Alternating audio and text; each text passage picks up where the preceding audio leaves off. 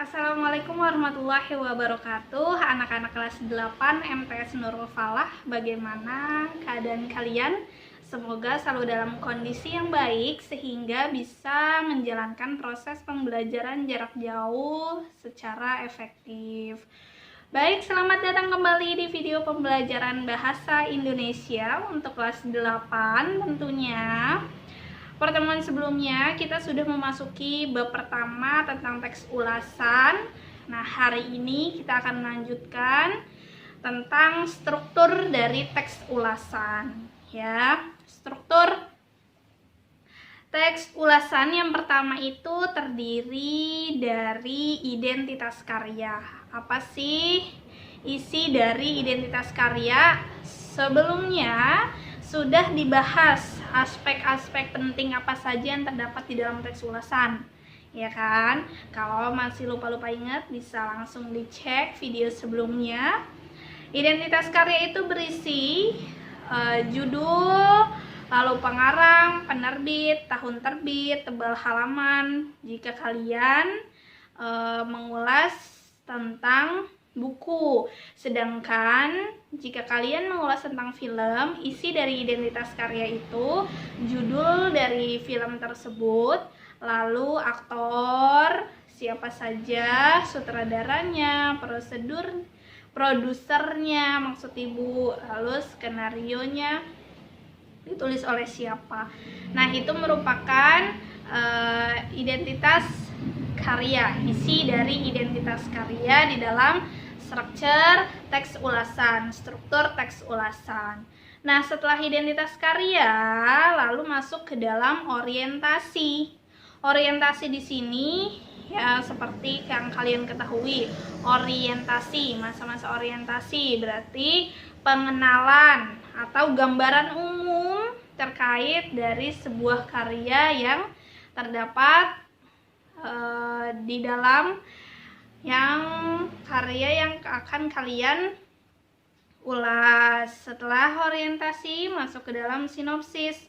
Sinopsis di sini merupakan ringkasan dari cerita yang terdapat di dalam karya yang kalian ulas, atau cerita singkat dari film yang kalian sudah tonton dan akan kalian ulas. Terus selanjutnya masuk ke dalam analisis. Nah, di sini analisis ini biasanya berisi paparan unsur-unsur dalam sebuah karya.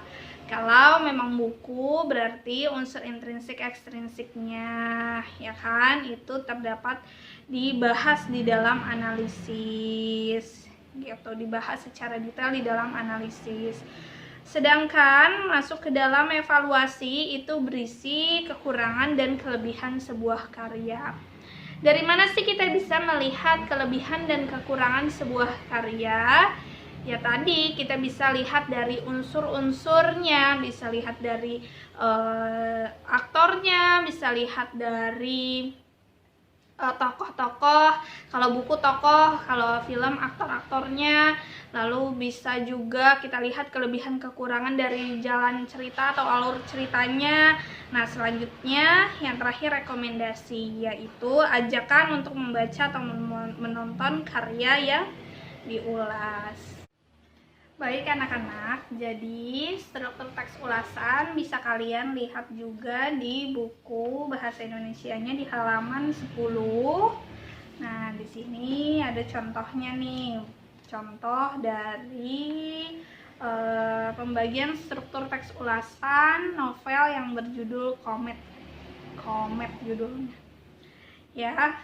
Nah, bisa kalian baca pembagian-pembagiannya.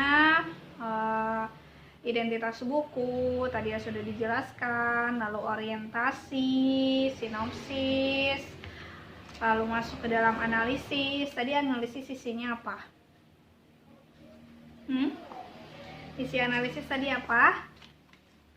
Yaitu paparan unsur-unsur dalam karya. Ya, jadi unsur-unsur intrinsik ekstrinsik itu dibahas di dalam analisis. Nah, baru kelebihan dan kelemahan masuk ke dalam evaluasi. Terakhir rekomendasi. Apakah karya yang kita ulas kita rekomen kepada para pembaca teks ulasan kita atau tidak gitu ya.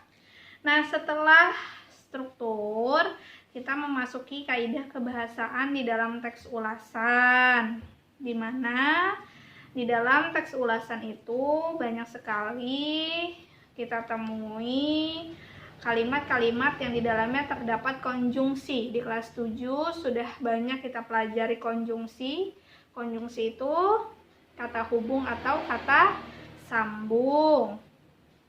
Nah, di sini konjungsi di dalam teks ulasan itu terdapat konjungsi penerang, di mana katanya itu bahwa, yakni, dan yaitu. Nah, selanjutnya ada konjungsi temporal, jadi dia waktu. Ada menggunakan kata sejak, semenjak, kemudian, dan akhirnya. Nah, terus selanjutnya konjungsi penyebab menggunakan kata karena dan sebab. Itu ya. Terakhir, menggunakan pernyataan-pernyataan yang berupa saran atau rekomendasi. Caranya itu dengan menggunakan kata jangan, harus, hendaknya, sebaiknya. Nah, itu merupakan pernyataan yang berupa saran. Hendaknya kamu menggunakan pakaian yang lebih cerah, gitu kan, bisa kan. Jadi itu merupakan kalimat saran, ya. Jadi tadi kaidah kebahasaan teks ulasan itu konjungsinya tadi ada konjungsi penerang, temporal, lalu ada penyebab, dan juga pernyataan berupa saran yang diawali dengan kata jangan, harus, hendaknya, dan terakhir itu sebaiknya. Ya, itu untuk materi kelas 8 hari ini, pertemuan ketiga untuk mata pelajaran bahasa Indonesia. Tentunya pastinya ada tugasnya.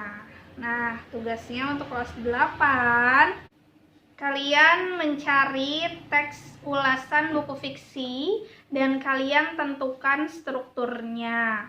Nah, diketik rapih di Word, kirim ke email ya. Sebelumnya di semester 1 di kelas 7 sudah pernah juga kan cara menggunakan email, cara mengirim email seperti apa. Nah, sekarang dipelajari, diterapkan ya. Jadi dalam mengirim tugasnya nanti diketik rapi di Word, lalu dikirim ke email ibu di alinabilah25@yahoo.com. nanti ibu ketik di description box email ibu, nanti dikirimkan ke sana. Oke. Jadi tugasnya ibu ulangi, mencari teks ulasan buku fiksi dan kalian tentukan strukturnya. Ingat ya, buku fiksi. Jadi bisa berbentuk novel, cerpen, atau yang lainnya. Oke. Itu saja untuk materi pertemuan hari ini. Semoga bermanfaat untuk kalian dan kalian bisa memahaminya dengan baik. Terima kasih. Ibu akhiri. Assalamualaikum warahmatullahi wabarakatuh.